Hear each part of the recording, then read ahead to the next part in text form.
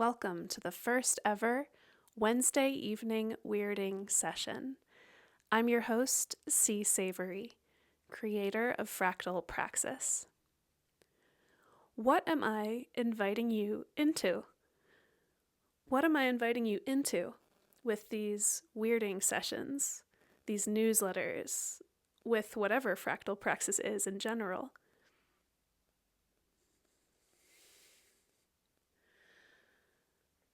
I'm inviting you into an alternate worldview. An alternate worldview where even in this horribly messed up world that we live in today, everything makes a lot more sense. There is an experience of flow and union with life and nature. There is effective patterns that we understand and apply. There is embodiment that is holistically beneficial and liberating. In this alternate world, humanity has the potential and the power to rewrite our relations and actually participate in crafting a more whole world. It's the reversal of the idea that humans don't belong and that we are just messing everything up. It's a way in which we belong. We have reattached ourselves to nature. It's a recovery and reinvention of the belonging and appropriate adaptive relations of our indigenous ancestors, where instead of living unconsciously on an environment and using the people and materials within that environment with a story of self defined against the world as backdrop, we find ourselves once more situated, entangled as if in a web or an embrace, defined by our relations and how we treat one another and how we are treated means everything. As humans, we would humbly acknowledge our power through technology to hugely shape our environments, to shape the cultures that we ourselves exist in, along with all the other creatures of the world. And we would consciously take the responsibility. In terms of archetypal pattern, this would be more like humankind inhabiting an adult, mature relationship with our place in the world, where we give and take reciprocally, rather than a childlike relationship with our place in the world, where we simply take and use from the earth. Just as in initiation rites of passage in indigenous cultures, where adolescents will go through an ordeal to be initiated into adult relationship with the tribe, we would need a mass cultural initiation in order to traverse this territory. How do we get from here to there? How do we go from today's world to this alternate world I'm describing? It will involve initiations, ordeals that are constructive to growth. It will involve training ourselves holistically, mind, body, spirit, even culture. It will involve transforming. Welcome to the Fractal Praxis worldview. A worldview forged within my own body-mind to navigate, survive, and thrive in this world. From my earliest days of life, I have always struggled with making sense of my world. In part, due to adverse childhood experiences that made my early life unpredictable and hard to parse. It caused me to become hypervigilant in childhood and supremely independent and agency-oriented. I would put obsessive attention on the truth underlying things. As a neurodivergent person, my father was diagnosed with autism late in his life, and I'm a lot like him, and suffering from CPTSD, which is a type of brain injury.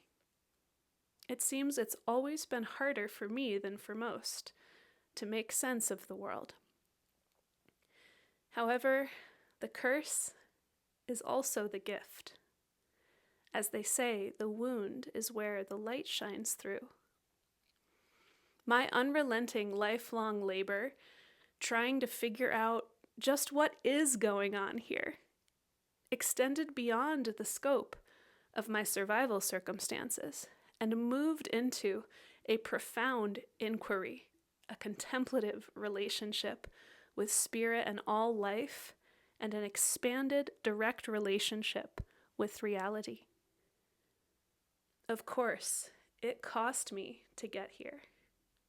It cost me numerous major initiations, total overhauls of my map of meaning, my map of the world, total overhauls of my sense of self, my belief system, sometimes having catastrophic effect on my day-to-day life at the time, affecting relationships, lifestyle, mental health, spiritual journey, all of it.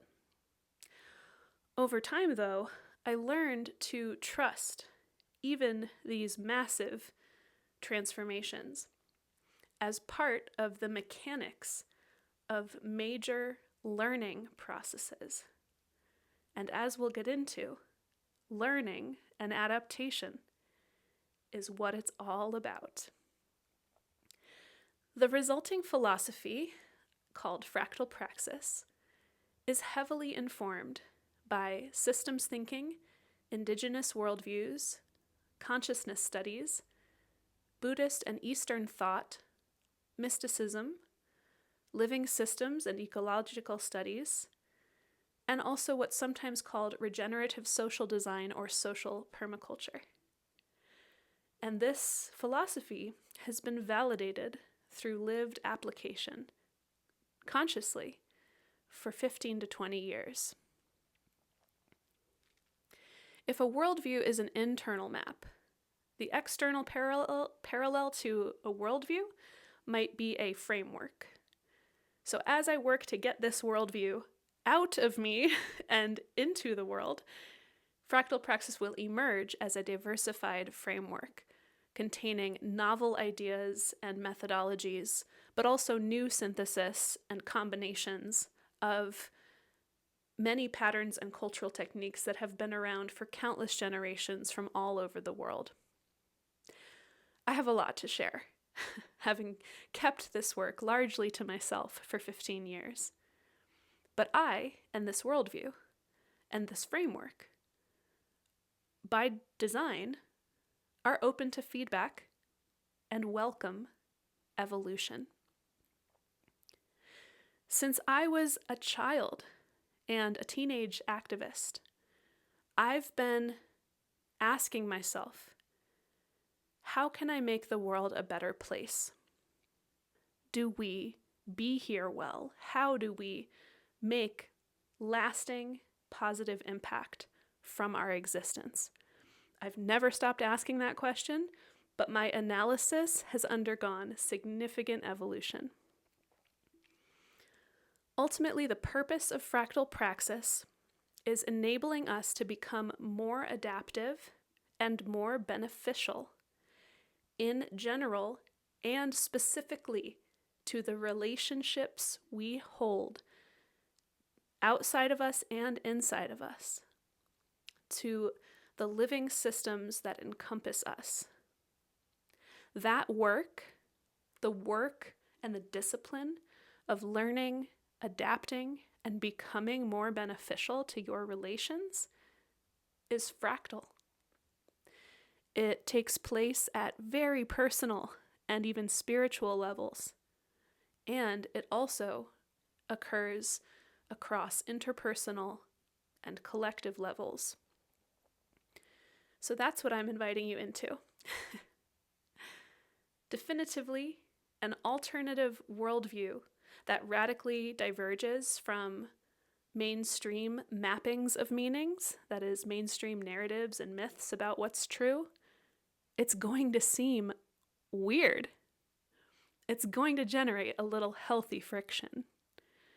I personally believe that neurodivergent people like myself, and also novel worldviews, are a positive thing. They're meant to function like a kind of cultural mutation, allowing a group of people to expand their margins of success through trying new things from new perspectives.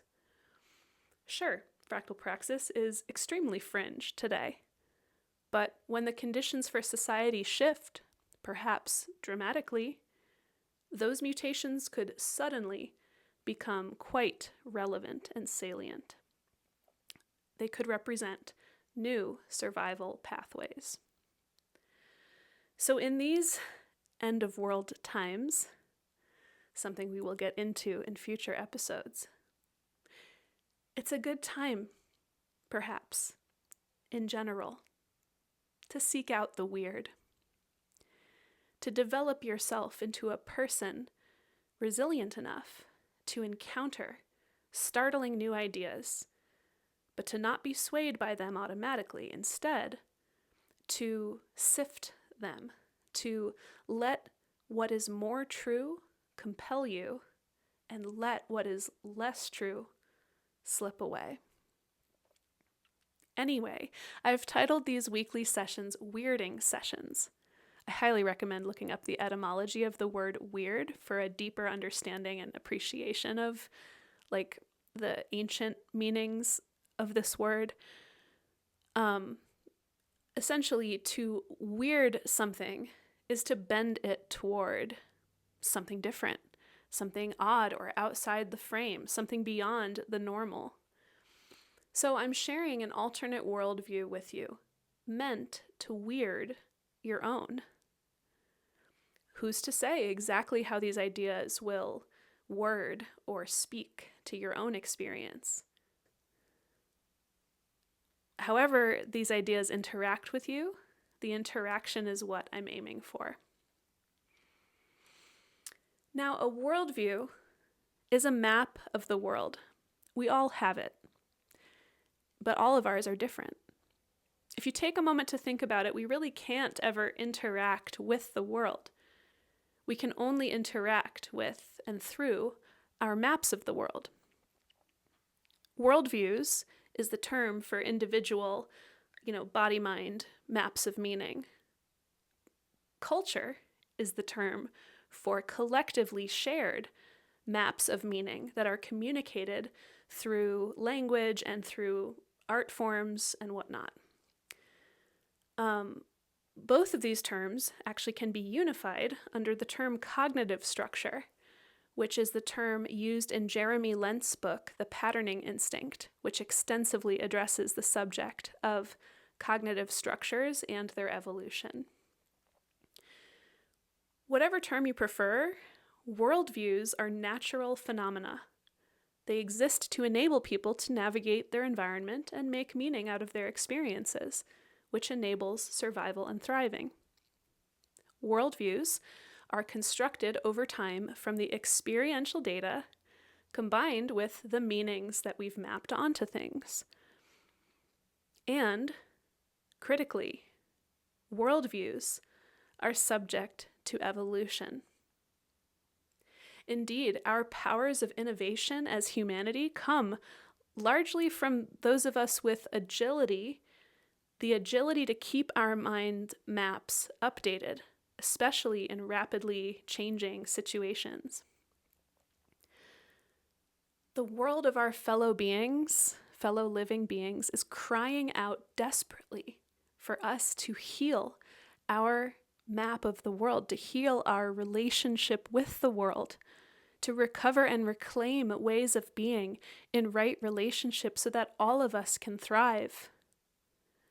But we cannot actually accomplish this from a place of wrong stories about the world or about ourselves. From our less true selves, we will never get there. We cannot get there from ignorance. We can get there through integrating wisdom. So how do we update our worldviews and make them conform more truly to reality? Through a process called breakthrough, and experienced personally as something like initiation. To go into another world that might be more true, you must first confront just how flawed your precious worldview is to contain the complexity of life. You have to face a near total death, if not total death, of your ego. You have to watch as everything you thought you were and thought you knew gets shattered and reorganized over and over and over. This is what it means to be subject to evolution, to be intimately close with life processes themselves. If you're strong of heart and willing to undergo any initiation and willing to develop your heart continuously, I can assure you this path is highly rewarding. If we want to somehow regrow a livable climate, healthy social, economic, and agricultural patterning, we would have to orient to what it is we must learn. What wisdom is required to live with the benefits of greater ecological complexity and cultural diversity? Instead, the dominant system today, global capitalism, derived from capitalist, colonialist, and dualist mentalities, is functionally degrading, destroying, marginalizing, homogenizing, coercing, and is generally anti-life. It is an anti-pattern. And either it or we must eventually die. A cultural breakthrough in understanding and in the storying of what is real and what is true and what we should be focused on. Breakthroughs are possible because they're also natural phenomenon. But a breakthrough in this historical moment is not a given when so many ultra-powerful forces are viciously rallied against our stories and systems changing so that they might continue to extract from and exploit people and ecosystems. As awakened people, it's upon us to push to see come to pass what we know is possible. Integration of our wounds and emergence into a more livable culture. Okay, worldview evolution. The mind map is never the territory. If this is all pretext, what is the text? What are the core ideas of fractal praxis? Well, I don't have much time left in today's WEWS to get into it, but I'm going to offer two ideas. These two ideas could function as kind of an anchor and a North Star.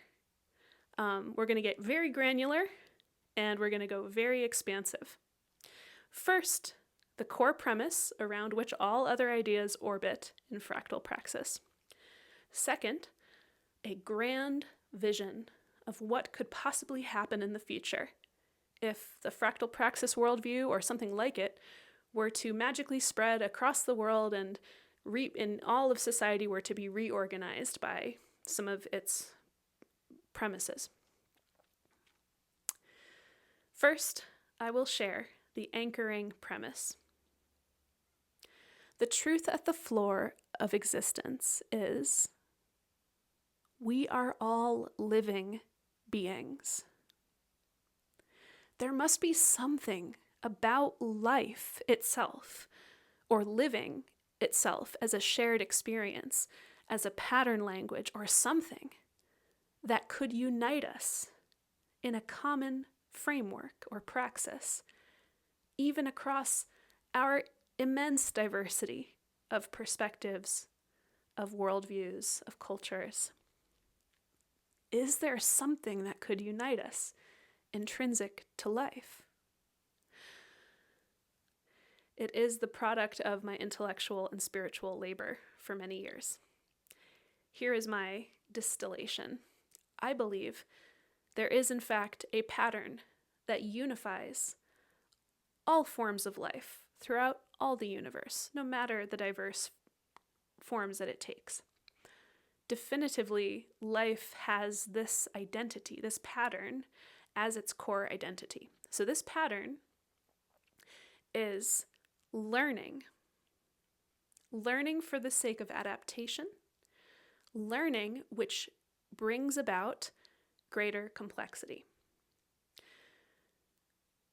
Life actually needs complexity to thrive. So the process of living generates more of the conditions for more life to thrive. And complex interdependent ecosystems arise out of this completely organic behavior. This elegant praxis, if you will, praxis meaning intersection between theory and action or belief and behavior, this is life's praxis. This is what life does and what it is. If we were to cut through all the noise of modern existence and locate ourselves as having identity in this root pattern, how would we thus act? Who would we become? Now, here's the grand vision. I dream of a Holonocene. As far as I know, this is a novel term that I've come up with. A Holonocene is a possible future epoch of life on Earth. A Holonocene would be defined by a conscious, participatory, planetary program among collaborative human societies and networked technology to return us to Holocene conditions. The Holocene is the epoch on planet Earth during which humans evolved, characterized by a relatively stable set of interrelationships in terms of oxygen and water flows and climate, which fostered great expansion of biodiversity across the planet. The Holocene is what we have departed from recently as we entered the Anthropocene, which is the term many people use for this current era, where humankind has modified the planet's systems so much as to be the primary driving factor in these planetary shifts.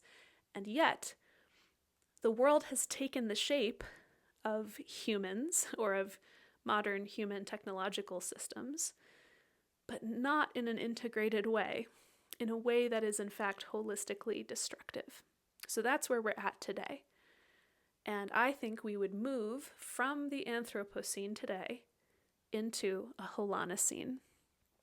Together, we would endeavor to recreate the Holocene consciously.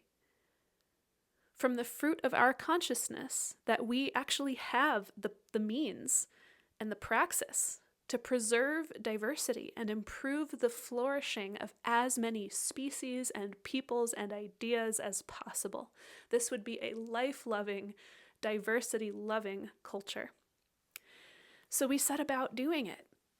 A Holonocene, a phase of prevailing beauty, abundance, achievement, and diversity, with humans fully included and integrated, would be made possible because humans have accepted their part in the whole and have internalized and understood the role they must play toward a better world, individually and collectively enacting it.